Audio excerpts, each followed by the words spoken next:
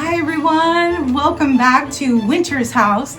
I'm Lisa Greenwood, this is Wrigley Greenwood, and we are here at the Crown B getting ready to open our doors for our Christmas tour. We love it when you guys come by. I'm so excited to show you everything that we did. I'm wishing you all a very Merry Christmas, a Happy New Year, and sending you a mountain of love. You guys take care. Bye.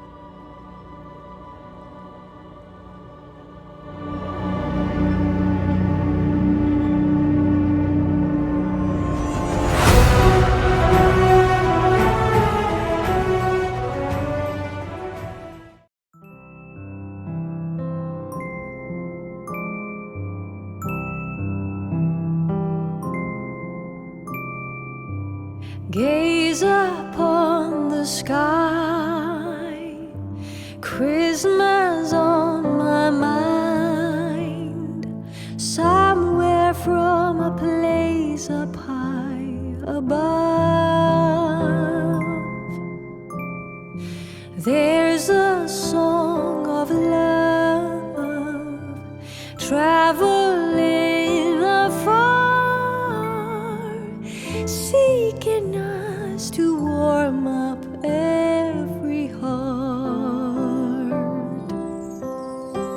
to be our light into the night. Bless us with a moment of serenity. Let it come to bloom, joyful Christmas news. Hope will find its way to you.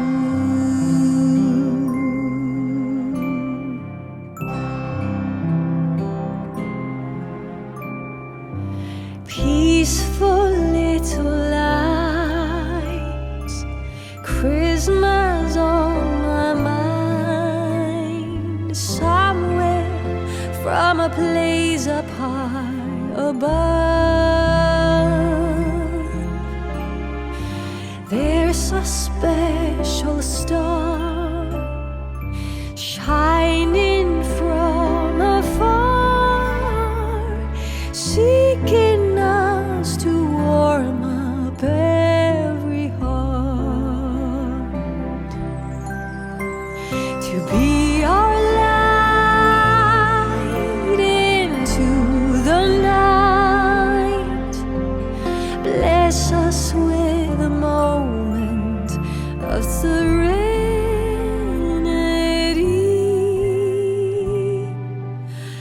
Let it come to bloom, joyful Christmas news. Hope will find its way to you. Hope will find its way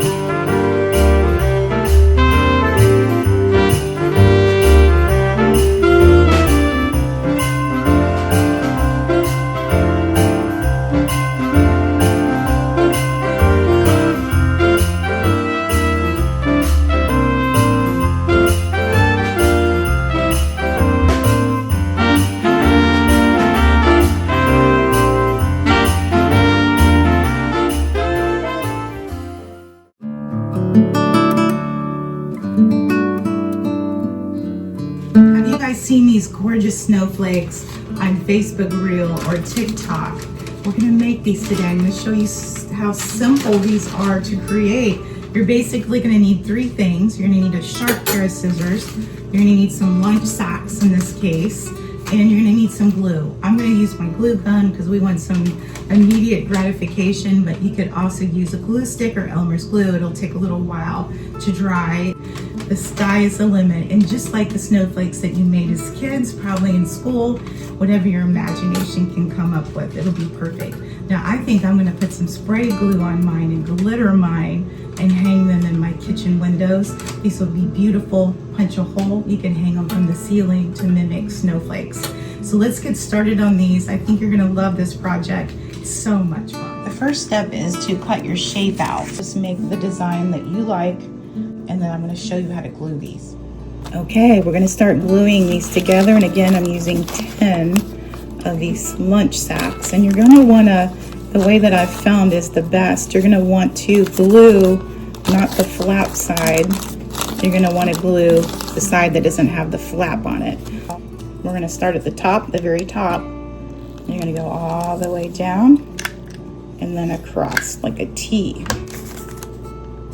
Flap side down, and then you're just gonna continue to stack these. So you're gonna glue down and across like a T. So we're just gonna continue on and do all 10 of these. Okay, we're gonna glue these together now, and we're gonna make the same marks as we did in the beginning. Like these ends, I'm gonna glue to the other side. Ooh, this is so pretty. Okay, we're all finished. Look how pretty these are. This one I think is my favorite, but I also think it would be really lovely to use a hole punch across the top, giving it this lovely lacy design. These would be lovely to hang. Oh, maybe 5 of them over your tree.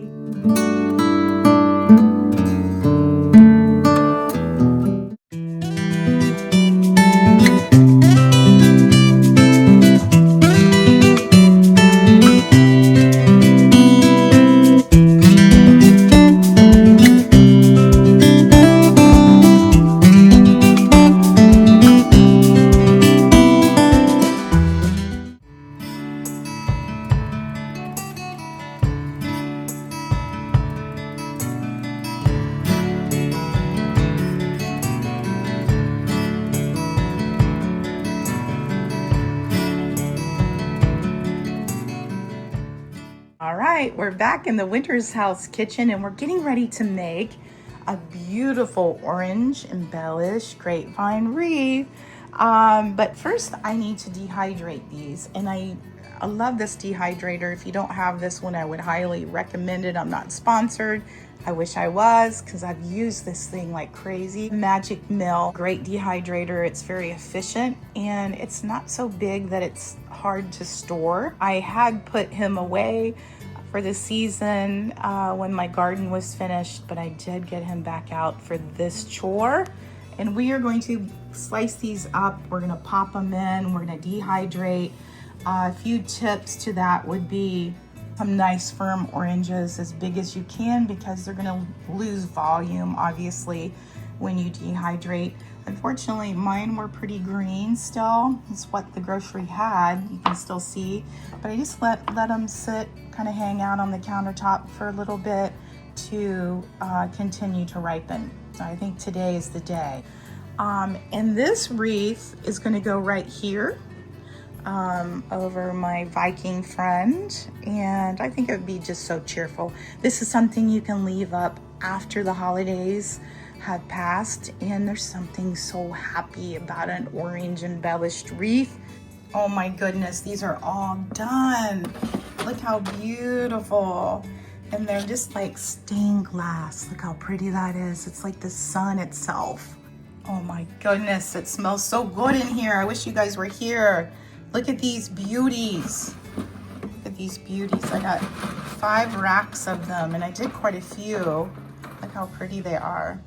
You can see sometimes I cut it too thin, but I think thin is the best. I'll show you some boo-boos that I made where I made them too thick. And take your time drying them. I dried mine at 115 for 24 hours, popped them again. I kind of upped the heat a little bit and did another 10 hours. So I just took my time. These are some of my homely ones, but I went ahead and dried those anyways, and because they make great potpourri for a simmer pot. So don't be afraid to keep your butts, your orange butts, to pop in a simmer pot. Look how pretty those are. Woof. So pretty. We're gonna take these beautiful orange that we just dried, and we're going to glue them on these beautiful wreaths. And these are going to go on the back of my dining chairs. Look how beautiful those are with the cranberries. Now, I originally, when I dried this, I thought I might put these on a wreath over my Viking range, but I think this might be a more beautiful option. And so we're simply going to put a little glue on the orange itself. There's something about these oranges that is just happy. There's that one. And I think one down here would be so pretty. The glue gun's being cranky. Put one right there. And there it is. So I'm going to show you what these all look like on the back of the dining chair using this lovely green velvet ribbon, but I think these will be wonderful. The bright orange with the bright red cranberries is so pretty.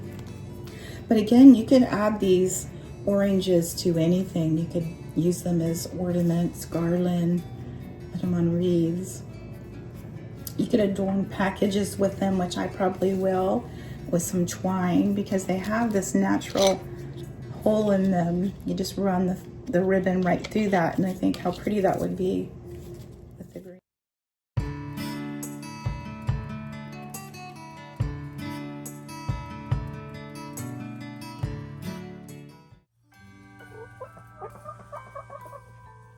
What you guys doing?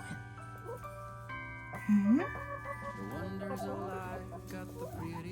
You guys sweet babies? Yeah. You guys sweet babies? Mm-hmm. Hey Hazel. Hi. Do you guys want a treat? Yeah. Got your worms. Gotta love some worms. Hey everyone, Merry Christmas, Happy Holidays, Happy Hanukkah. I hope you're all having a wonderful, wonderful season. It is very cold here, good Lord. I need my long johns. I went up to feed the hens and I about froze like an icicle.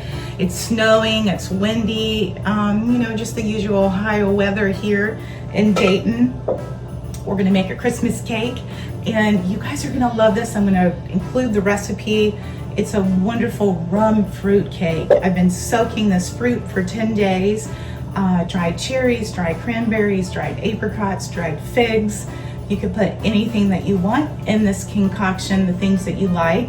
And also I put in some Tutti Frutti. If you guys have ever baked a fruit cake, you'll know what Tutti Frutti is. It's basically candied fruit that is dyed. It's got a little food dye in it.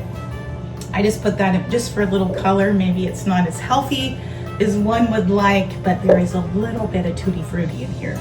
You can also add nuts. I'm going to put pecan chips in there. I don't soak those necessarily in the rum. You can also use almonds. I may finely chop these to add in there. Room temp eggs, room temp butter, some almond flour, sugar, white flour. You're going to need some cinnamon, some nutmeg, some zest of oranges, which I don't have, and I just kind of pivot and use what I have. These are orange blossoms and I'm going to pop in there. And I also got this wonderful spiced orange sugar, so that may go on the topping. The dried stuff's going to be sifted together, the usual thing that you do when you make a cake. And then I'm going to put this lovely concoction into a pan that's lined with parchment paper. And the reason being is this sucker will be very heavy coming out of the pan, and you've worked so hard on this thing, you want it to come out for a lovely presentation. Now ours is going to be eaten on Christmas Eve. It's my favorite time to have the family. It's just something magical that, you know, Christmas is the next day, and my grandkids get so excited, you know, at the prospect of Santa coming. So this is our Christmas Eve cake that I'm making, and I put a lot of love into it, and it's very special for me to make it. I don't know, it's just one of our traditions. Let me know what your traditions are in the comments. I would love to know. I would love to know what you guys do to mark this special holiday. Started, I'm not going to bore you guys with you know, measuring out all of the ingredients, but I'm going to bring you guys back when I get her into the pan and put her in the oven. Now once she comes out, we're going to let her cool completely. We're going to poke some holes in her, and we're going to start feeding her some rum, because after all, it is the holidays. A lady needs a drink. So she's going to have some rum fed to her probably every 2 to 3 days. You want this to be a really moist, lovely cake. Enjoy. So we're gonna get started. I hope you guys enjoy this. I'm gonna include the entire recipe video so you guys can make it too. Okay, my friends, we have cake batter. Yes. And it smells like Christmas. It's so wonderful. Look how pretty she is. Look at that. Now it's a stiffer batter. It is a stiffer batter. It's pretty heavy, but do not panic, because we're gonna offer this lady, we're gonna offer her some rum daily. Keep moisture in this dense cake, and that's the key. Also too, we're gonna cook in these cake rounds, and they're lined. There's a round at the bottom, and they both have fancy collars. And the reason that I do that is I don't want anything sticking as it rises up out of the pan, because that would be a bummer. That'd be a big bummer. I also grease the parchment paper, because nothing's sticking on my watch. Nope. She's going to ride in the oven at 350 for an hour 15. But watch her, because you do not want to overcook this. I'd rather you undercook it just a tad, because again, it's dense. But not to worry, because as soon as she comes out and cool, we're gonna poke some holes, and we're gonna offer her her very first drink of Christmas rum. I might have one with her. I'm just saying. I just pulled this beautiful cake out of the oven. She's had time to cool. And now it's time to poke some holes. I wish you could smell her. I don't know why I'm calling her a her. And maybe because she is the mother of all Christmas cakes. She probably weighs 3 pounds, but she's moist. Take a chopstick. This is just what I do, and you're just gonna poke some holes. And I don't go all the way down to the bottom of the cake, so I don't want it leaking out and just sitting at the bottom. Everybody's probably got their own method. This is just what I know. But let me know how you do it. I'd love to know, and I'd love to learn. So what are these holes for? These holes are to feed her the rum. Now you can also do a whiskey cake. I love her because this part, oof, this looks so good. I want to eat it right now. And you can eat it, but it's better to sit. So I don't have my tripod, so forgive me if it's not still. And I've just poured some rum into a little cup, and I'm going to drizzle into the holes. Now you can also use a brush, a pastry brush, and you don't want to saturate it too much, because then it's just going to be a big mess. And I'll just continue on with that so I don't bore you. And again, you could make her, and then the next day feed her, and then serve it the next day. However, it is better if it sits. So get right to it if you're going to make this beautiful cake.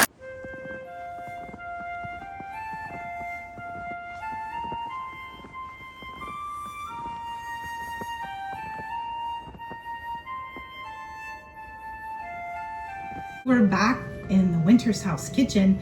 This time we're going to cook up something for our bird friends. And we've gotten quite a bit of snow, and I was thinking, wouldn't it be wonderful to make something to hang out for them to kind of nosh on while the weather is not the best. These would also make a wonderful gift for your bird loving friends, or if you have somebody that's in a nursing home that is looking out the window a lot, you could hang these on a shepherd's hook right outside their window.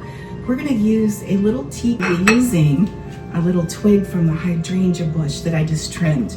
You could also embellish. You could use these wonderful oranges that I just dried. You could use cranberries, fresh cranberries. You could thread on your twine that you're gonna hang it with. The sky's the limit. And I just think these would be wonderful gifts to give. I'm gonna be using a good quality lard. This is for human consumption, so it would be safe for the animals as well. We're gonna be using a good quality peanut butter, and this is extra crunchy. So that'll give them a little more something to nosh on. And then we're going to be using a good quality bird seed. I'm going to be using these in equal parts, maybe a little bit more of the bird seed to bind it together. I want to melt this on the stove top or the microwave, and then I'll bring you back as we're going to bring this all together. We're going to stuff it in this lovely little teacup. We're going to put it away to let it set up in the fridge, and then it'll be all ready to hang in your favorite tree for your bird friend. Peanut butter and the lard melted and mixed together in this big bowl. And then I'm going to add in 2 cups of this good quality bird seed. And this is what's going to bind it together. This is really a nice bird seed. It almost looks like cookie dough. I'm going to show you what it looks like. And that's what the consistency should be to add it to your cup. And I'm just going to pack it in as neatly as one can.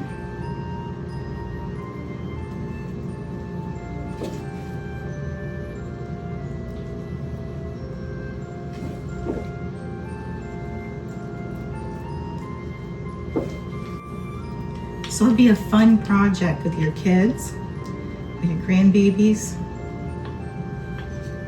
or big animal lovers. So we're always loving doing something for the animals. And there it is, right there. So we're gonna take this and we're gonna put it in the fridge. We're gonna let it sit up, and then I'll come back and show you how we embellish it. But this is a great, again, gift that you can make so easily. With this, I could say probably maybe 6 of these teacups. You could also use a flower pot because it has the hole in it. You can hang it like that through the hole in the top, like that, sideways. But I think these are a good portion that's not going to spoil very easily, and I think it's something the birds could actually get in and consume easily. So we're going to pop this in the fridge, and then we'll be right back. It shouldn't take long.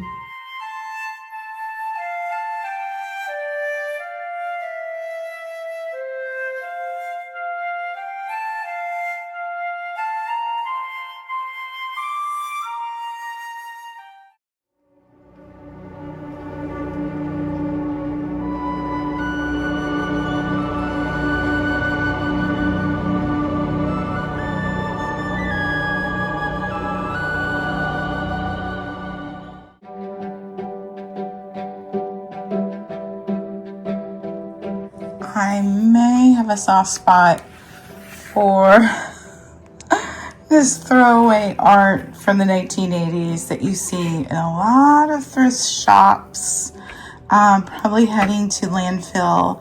This one is missing its glass, but that's okay. We're going to turn this summer print into a Christmas-inspired Christmas picture for the holidays. And I'm going to put it in time lapse so you guys can follow along and see me transform this little lady into a proper holiday print.